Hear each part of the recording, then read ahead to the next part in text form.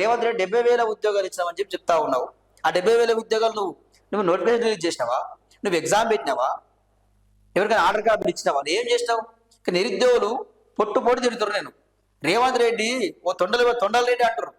తొండల రెడ్డి నీకు సోయిందా? ఏం మాట్లాడుతున్నావు? ఉద్యోగ నోటిఫికేషన్ నువ్వు అసలు రిలీజ్ చేసినావా? ఒక గ్రూప్ వన్ చేస్తే మొత్తం అవతకాలు జరిగినాయి.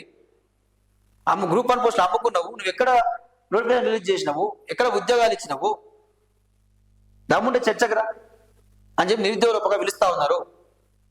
ఇంతవరకు కూడా నిరుద్యోగ నోటిఫికేషన్ విషయంలో ధర్నా చేస్తే ఉద్యమాలు చేస్తుంటే ఇంతవరకు కూడా రేవంత్ రెడ్డి ప్రభుత్వం స్పందిస్తలేదు. రేవంత్ రెడ్డి స్పందిస్తలేడు. మేము జాబ్ ప్లాన్ రిలీజ్ చేస్తాం, ఉద్యోగ నోటిఫికేషన్ రిలీజ్ చేస్తామని చెప్పి ఇంతవరకు కూడా ఒక మాట చెప్పలేదు. అంటే వీళ్ళకు ఉద్యోగ నోటిఫికేషన్ రిలీజ్ చేసే ఉద్దేశమే ఈ ప్రభుత్వం లేనట్టు కనిపిస్తా ఉన్నది. మీరు ఉద్యోగ నోటిఫికేషన్ రిలీజ్ చేయకపోతే త్వరలోనే మీ వచ్చే ఎలక్షన్లో ఈ నిరుద్యోగులందరూ కలిసి మీ పార్టీని మొదలు పెడతారు. ఈ పార్టీని మొదలు పెట్టడం ఖాయం. అది కేవలంగా హాస్టల్ విద్యార్థులు కూడా 40% మెచ్చార్జీలు పెంచినాడు. నువ్వు మెచ్చార్జీలు పెంచితే హాస్టల్ విద్యార్థులకు ఆ పురుగులన్నం ఎందుకు వస్తుంది? నీళ్ళచారు ఎందుకు పోస్తారు? ఫుడ్ పాయిజన్ అయ్యి ఎందుకు చనిపోతా ఉన్నారు? కడుపు లేస్తుందంటే ఎందుకు ఇళ్ళకి పరుగులు పెడతా ఉన్నారు? దానికి సమాధానం చెప్పాలి కదా నువ్వు. ఈ మాటలకే ఉంటావు నువ్వు. ఇక పోషించే పాటలు అంటారు కదా, ఆ మాటలకే ఉన్నాయి. ఇక బీజేపీ బీఆర్ఎస్ చీకటి ఒప్పందం, వారిద్దరిది ఫెవికాల్ బంధం.